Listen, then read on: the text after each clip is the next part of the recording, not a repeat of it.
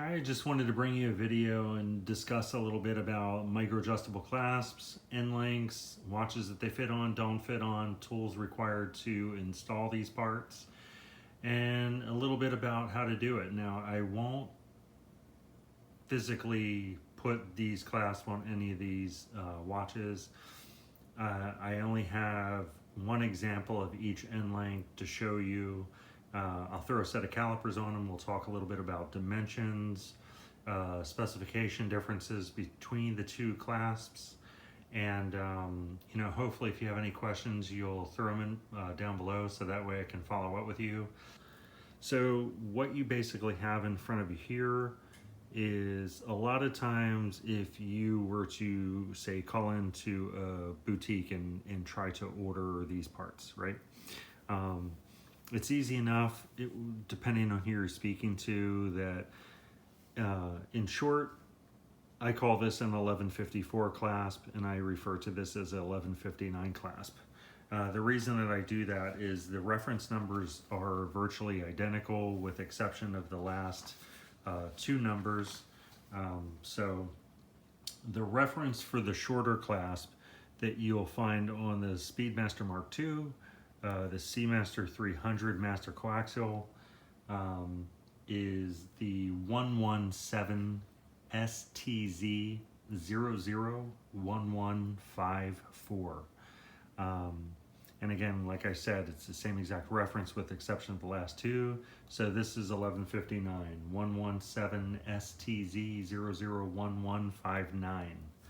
Now the difference between the two, besides just the length of the clasp itself, is that one has a diver extension and one does not.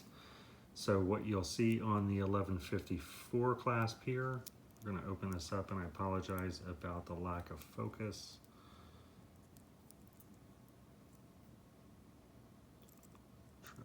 To focus for us. And one thing you may notice, and I accept the criticism, is the production value of this video is terrible.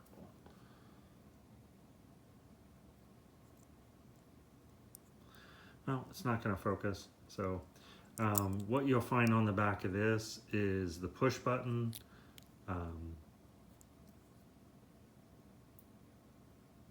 And then you can see, if you look in here, you'll see tiny little ridges for each micro adjust, which again you can't see because it's not in focus.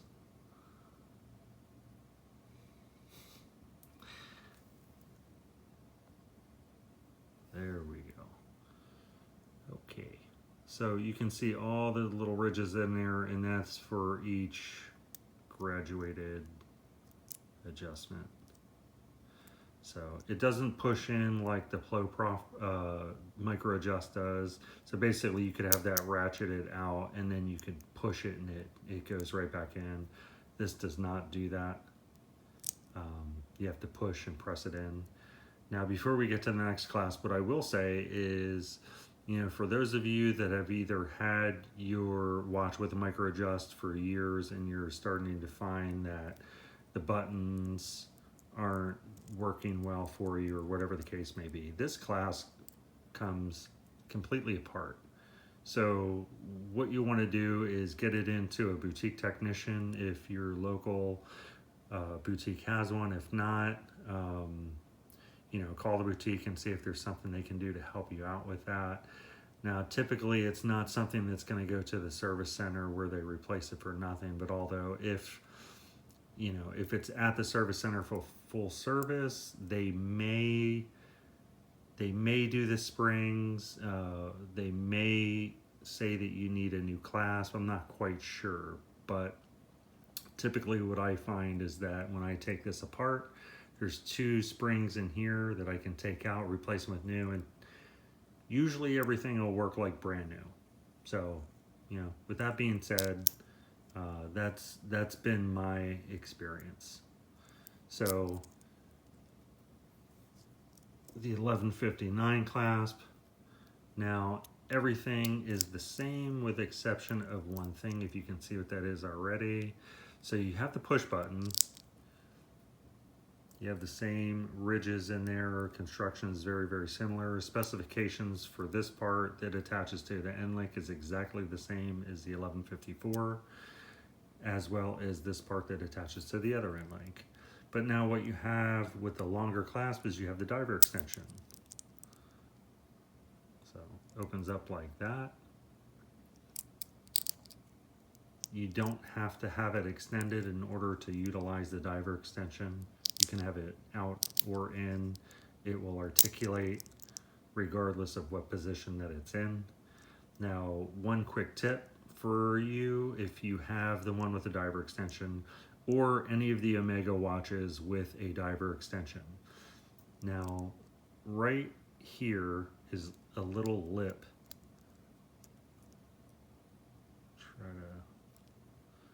Try to get that for you. You could probably see that. So what you want to do when you close these is always push it down flat, keeping this up, and then lock it in place. Okay, if you don't do that, I've seen people do this where they have it on their wrist, but they just push it in like that. Well, this will go down and click in place, but that won't, and I can't quite do it with my, for whatever reason I can't get it to do it, but this will just flop around like that, which you could potentially lose the watch, I'm guessing, depending on how loose you wear your watch, but nevertheless, please, you know, press this down first and then click that into place. Same thing, you can take it all apart. These are very easy to maintain, a little bit time consuming just because there are so many parts that are actually in this clasp.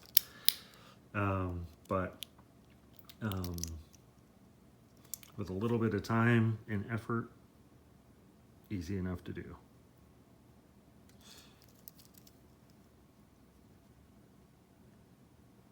Leave those out for you like that. And refocus this. I apologize. I'm gonna have to manually focus this, I guess, which is weird. I'm shooting this on an iPhone, so again, I'm sorry about the production value.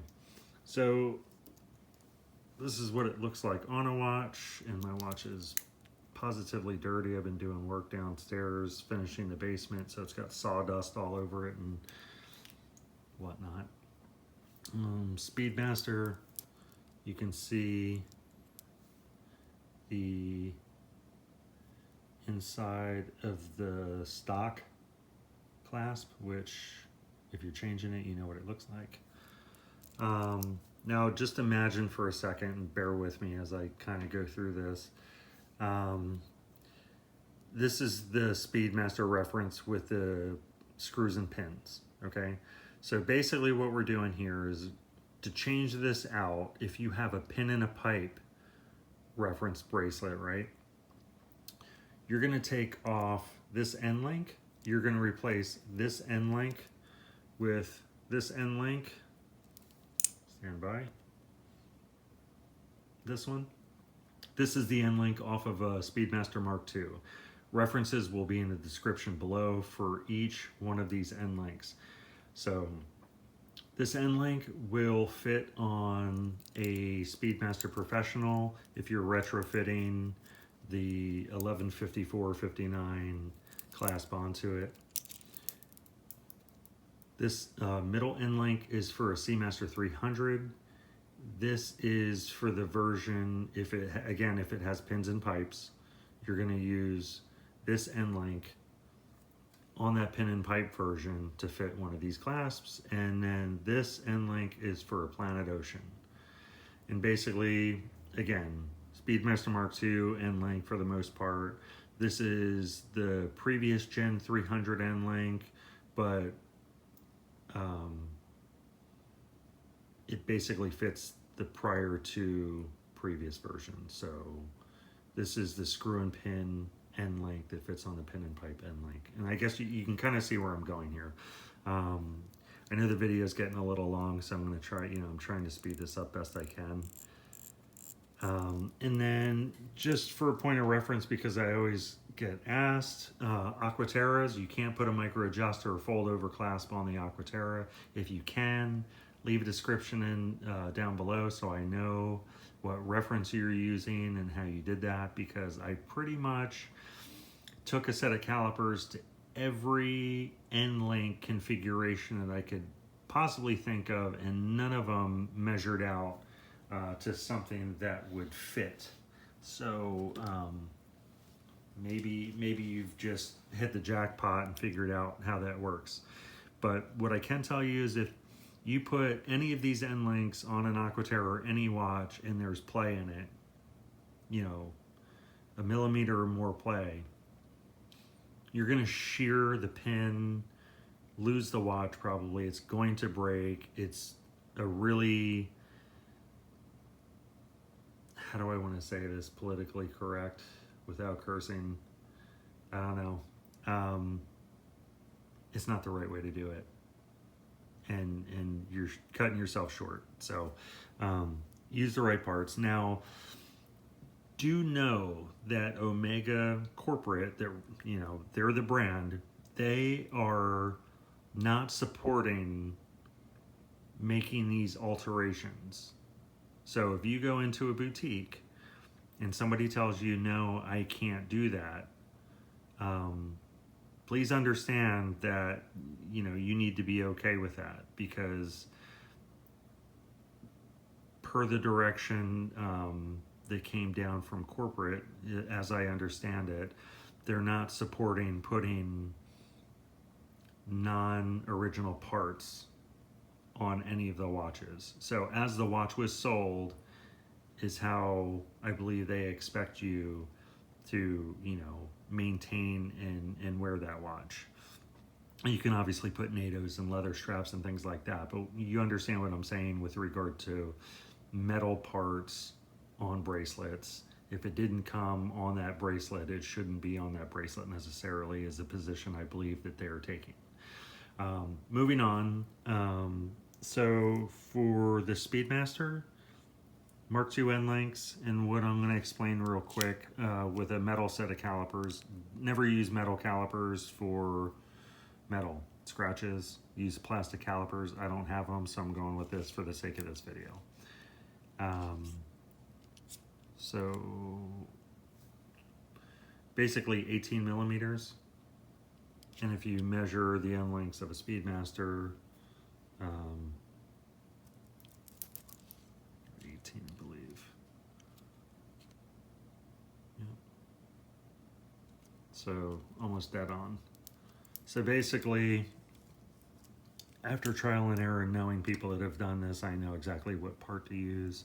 So the outside diameter, or not diameter, the outside measurement is 20 millimeters. Then the other things that are super important to know, right? So you basically need to fit this center link into the end link. So you can measure it from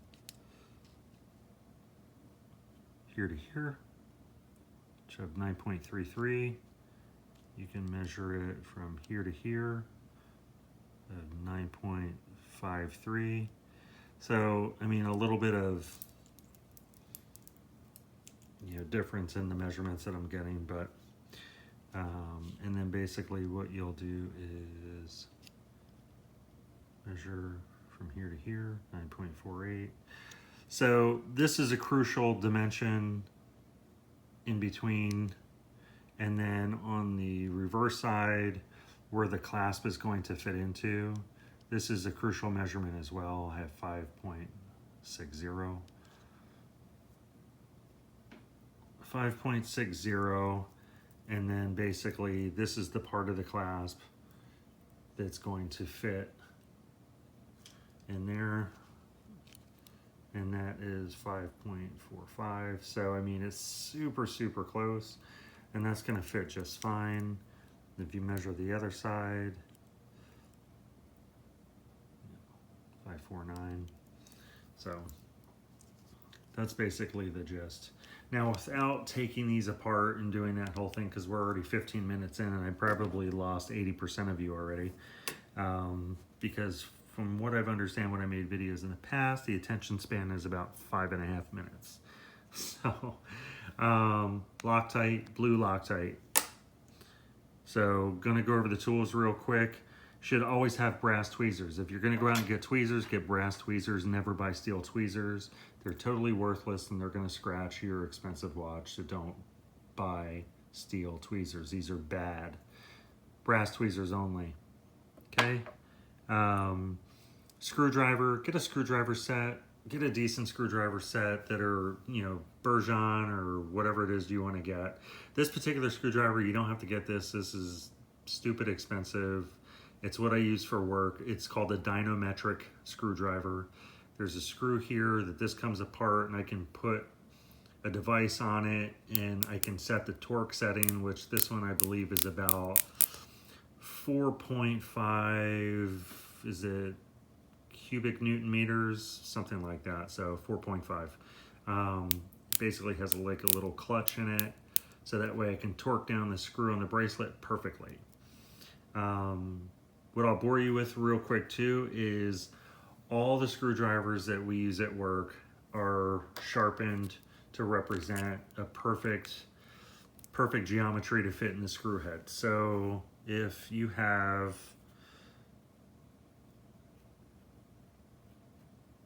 this is my version of a screw head, which is pretty terrible. Most screwdriver, when you buy a screwdriver, it's going to come like chisel shape. So it's going to basically have a little flat surface here. It's just going to wedge in there, right? So you can see where it doesn't touch. You're only touching these corners here and it's resting in there. So when you strip out screws on things, doesn't matter what it is, that's why. You don't have a screwdriver head that properly fits the screw, and that's why you strip out screws. So you're using the wrong size and they're not sharpened.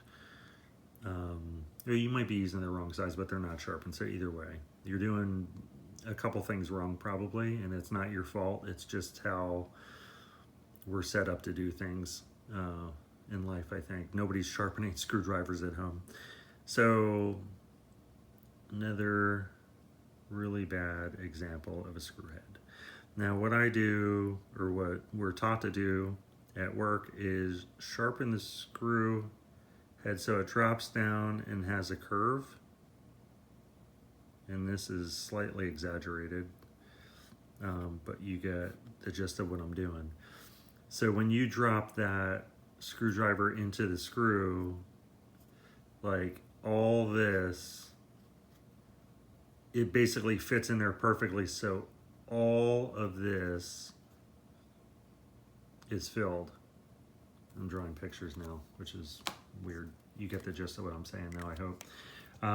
So if you're interested in knowing where to get the sharpening tool, I can look that up for you, but basically I think it's a tool that you can get either through Granger or McMaster Car or one of those guys.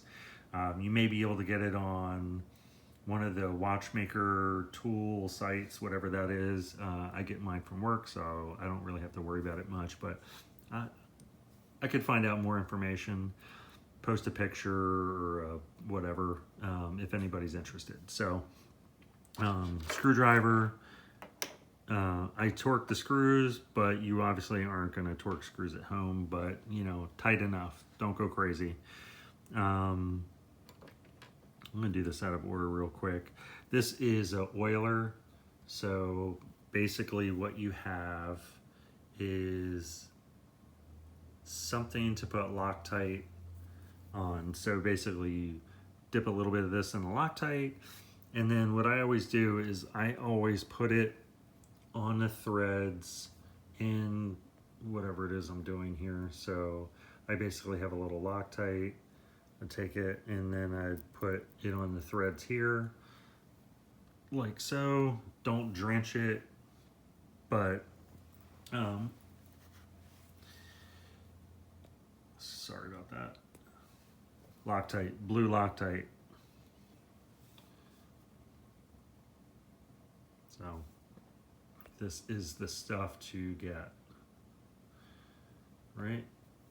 And pin extractor tool is always nice. I use number 80 on men's watches and number 70 on ladies' watches. And what you'll do is when you take the 2 screws out, you'll basically have a pin still in there, and this pushes it out. Now, it might pay to have like a small little like jeweler's hammer or some like a little wooden hammer or something like that, just to tap this a little bit. Sometimes you have to give a little persuasion to get those pins out. And then once you get it out, if it's still stuck in there a little bit, set of needle nose pliers come in handy. But tools, and then this is basically a really inexpensive thing, and what it does is allows you to, pardon me here, so basically allows you to do this to work on it. So this supports it so you can kind of keep everything level in a level plane. And the block has many different sizes for different width bracelets. But that's pretty much all I got for you right now. Video ran way longer than I wanted it to, but I basically grabbed a handful of watches, some parts, came down here and shot this video for you. If you have any questions, please post your questions. If you want to follow me on Instagram, I am KOPDOC on Instagram, KOPDoc on Instagram. Please, post your questions there if you like. And that's it. So I hope this helps a little bit. Again, all the reference numbers for screws, pins, Endlinks, and clasp will be in the description below. And you're on your own for tools, but if you do have questions specifically to tools, and if there's any way I can help you zero in on something that you think you might need, or if you have questions about, please let me know.